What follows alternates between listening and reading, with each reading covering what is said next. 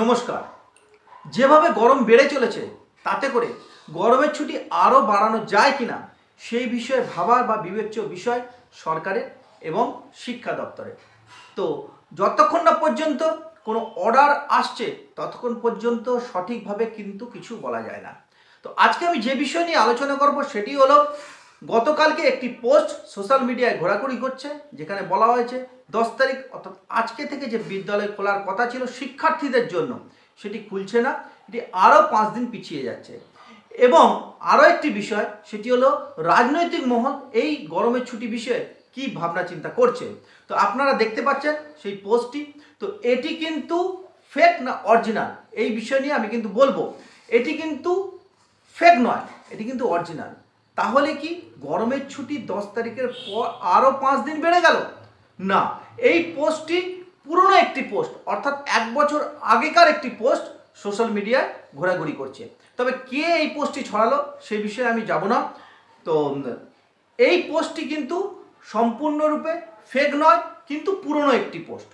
যাই হোক, এবার আসি রাজনৈতিক মহল কী চিন্তাভাবনা করছে। আমি একটি স্ক্রিনশট আপনাদের দেখাচ্ছি এবং এই স্ক্রিনশটে রাজনৈতিক মহল কি ভাবছে সেটা আপনাদের কাছে একটু কিন্তু পরিষ্কার হবে। তবে এই ভিডিও দেখার পর আপনারা কেউ কিন্তু কোনোভাবে বাজে মন্তব্য করবেন না।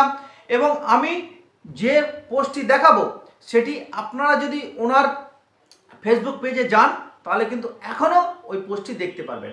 আপনারা দেখতে পাচ্ছেন যে বিজন সরকার বাবু একটি পোস্ট করেছেন এবং সেখানে উনি বলেছেন যে মঙ্গলবার এবং বুধবার আবহাওয়া দেখে, অর্থাৎ বৃষ্টি হয় কিনা দেখে এবং গরম কী অবস্থায় থাকে সেটা দেখে তবেই কিন্তু ছুটি ঘোষিত হবে।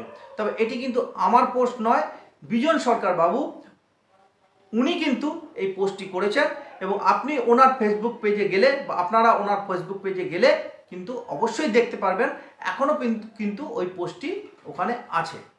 তো যাই হোক, এবার দেখার যে গরম যে হারে বেড়ে চলেছে তাতে গরমের ছুটি বাড়বে কি বাড়বে না সেটা শিক্ষা দপ্তর এবং সরকার কি ভাবেন বা কি ভাবছেন।